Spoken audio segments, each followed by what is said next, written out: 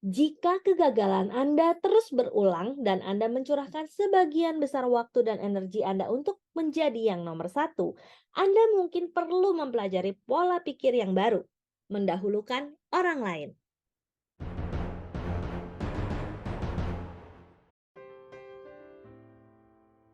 Failing Forward, mengubah kegagalan menjadi batu loncatan, by John C. Maxwell. Bab ke-9, bagian kedua. Kuasailah diri Anda dan orang lain. Ayah saya suka menceritakan lelucon, dan semakin aneh leluconnya, semakin senang dia. Saya pernah menonton pertandingan NFL bersamanya di San Diego. Dan ketika tim Chargers berkerumun, ayah saya berkata, "John, pernahkah kamu dengar tentang orang yang tidak lagi menonton pertandingan rugby? Setiap kali tim yang bertanding berkerumun, ia pikir mereka sedang membicarakannya." Jika Anda terus memfokuskan energi dan perhatian Anda pada diri Anda sendiri, saya punya pesan untuk Anda. Kuasailah diri sendiri dan orang lain. Jika kegagalan Anda terus berulang dan Anda mencurahkan sebagian besar waktu dan energi Anda untuk menjadi yang nomor satu, Anda mungkin perlu mempelajari pola pikir yang baru, mendahulukan orang lain. Ketika Anda curiga bahwa ada sifat egois bawaan yang menghalangi Anda dalam mencapai sasaran serta impian Anda mungkin perlu mengubah dan memperbaiki pendekatan Anda terhadap kesuksesan. Pertama, Anda harus memikirkan orang lain lebih dari diri sendiri. Suatu penyebab utama dari pemikiran negatif serta kesehatan mental yang buruk adalah terlalu terserap dengan diri sendiri.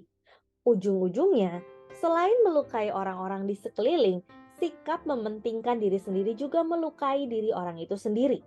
Hal itu membuat orang yang bersangkutan cenderung gagal karena terperangkap dalam sikap mental yang negatif. Itulah alasannya mengapa Dr. Carl Menninger menjawab seperti ini ketika seseorang bertanya, "Apakah yang akan Anda nasihatkan pada seseorang jika ia merasa hampir depresi?" Kebanyakan orang memperkirakan ia akan menjawab, "Berkonsultasilah dengan seorang psikiater, karena itu adalah profesinya." Di luar dugaan mereka, ia menjawab, "Kuncilah rumah Anda, seberangilah rel kereta api, carilah seseorang yang kekurangan dan lakukanlah sesuatu untuk menolong orang itu." Teman saya, Kevin Myers, menyatakan bahwa kebanyakan orang terlalu tidak nyaman untuk memberikan apapun. Saya rasa itu benar. Kebanyakan orang yang memfokuskan seluruh perhatiannya pada diri sendiri merasa bahwa mereka kehilangan sesuatu dalam hidupnya, maka mereka berusaha mendapatkannya kembali. Umpamanya, berikut adalah beberapa kebutuhan dan efek samping yang umum terjadi jika tidak terpenuhi. Kebutuhan batin versus jika tidak terpenuhi saya akan merasa seperti apa. Kebutuhan batinnya dimiliki. Jika tidak terpenuhi, saya merasa tidak tentram. Kebutuhan batin, harga diri. Jika tidak terpenuhi, saya merasa rendah diri. Kebutuhan batin, kompetensi. Jika tidak terpenuhi, saya merasa tidak memadai. Kebutuhan batin, maksud tujuan. Jika tidak terpenuhi, saya merasa tidak berarti. Mengembangkan semangat memberi, seperti yang dimaksudkan oleh manajer, membantu seseorang untuk mengatasi perasaan kurang dengan cara yang positif serta sehat. Itulah sebabnya mengapa ia yakin bahwa orang yang murah hati jarang sakit mental.